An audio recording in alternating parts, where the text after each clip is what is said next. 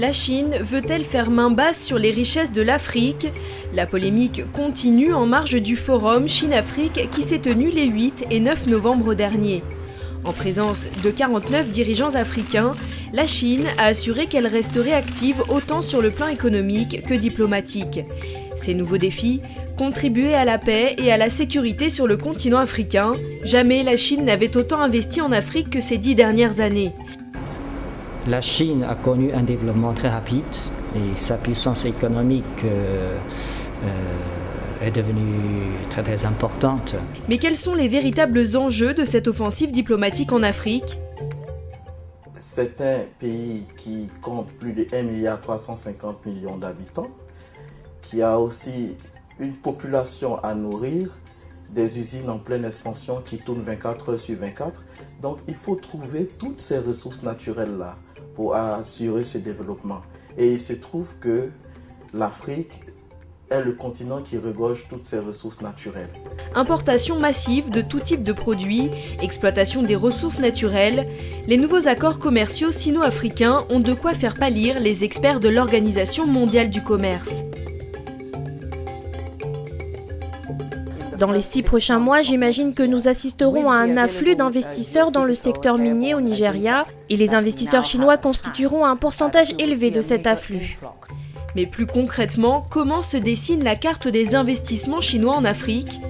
L'Afrique apparaît comme l'Eldorado, le grenier de la Chine. Et elle investit dans des pays comme l'Afrique du Sud, le Soudan, en Angola, en Guinée équatoriale. Et la Chine investit dans ces pays parce qu'elle a besoin de matières premières, elle a besoin de pétrole pour faire tourner ses industries. Mais si la Chine investit massivement en Afrique, c'est en partie grâce à sa politique commerciale qui ne dépend en aucun cas de la gouvernance des États. Durant sa tournée mondiale, en juin dernier, le Premier ministre zimbabwéen Morgan Tsvangirai est rentré sans parvenir à réunir l'aide financière nécessaire à la reconstruction du Zimbabwe. Depuis 2002, des sanctions internationales pèsent toujours sur le pays, dont la gouvernance, assurée par le président Robert Mugabe, est jugée non respectueuse des droits de l'homme. En dépit de cela, la Chine, elle, n'a pas hésité à faire crédit d'1 milliard de dollars à Morgan Tsvangirai pour le redressement de l'économie du Zimbabwe. Cependant, les investissements chinois seraient-ils un frein à l'état de droit en Afrique ?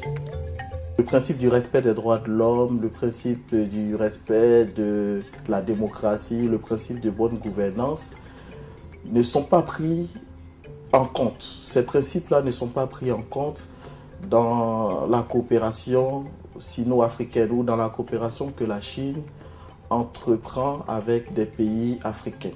La Chine peut être un obstacle à la démocratie en Afrique. Le développement économique, lorsqu'il n'est pas suivi d'une justice sociale, ne peut que entériner en fait les conditions de vie misérables des populations africaines. On l'a compris, la Chine fait fi des politiques menées dans les pays avec lesquels elle collabore et elle le revendique. Face à la percée chinoise, l'Occident riposte, elle parle d'impérialisme, de néocolonialisme chinois et met en garde l'Afrique. Je dirais que c'est un peu quand même déplacé, parce qu'aujourd'hui, la percée de la Chine a bouleversé l'équilibre de la géopolitique et des relations internationales, tant au niveau du monde, mais au niveau de l'Afrique. Parce qu'autrefois, l'Afrique était la chasse gardée des anciens colonisateurs. La Chine, qui n'a pas de passé colonial avec l'Afrique, arrive, bouscule l'ordre établi et aujourd'hui menace la France qui occupait la première place. Et qu'en est-il de l'opinion africaine sur la question? À l'issue du sommet Chine-Afrique, les quelques 50 chefs d'État africains présents se sont dit satisfaits de la politique chinoise d'absence de conditions et de non-ingérence dans les affaires intérieures du continent. Mais les populations africaines ne partagent pas le même enthousiasme, car la forte implantation d'industriels chinois sur le continent concurrence fortement les commerces locaux. L'arrivée donc des commerçants chinois a été une chose que le gouvernement sénégalais de l'alternance, donc issu donc des élections de 2000, a laissé faire.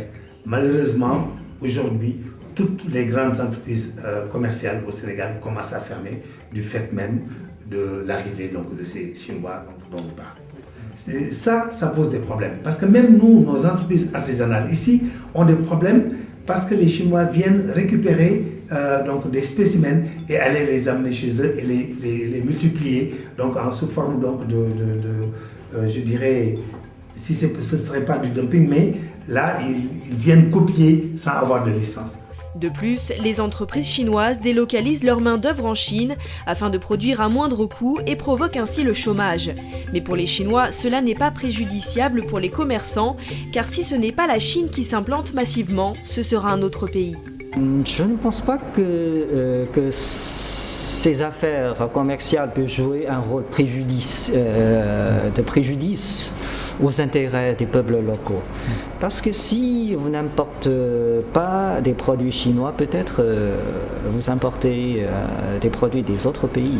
Les relations sino-africaines ont encore de belles et longues années devant elles.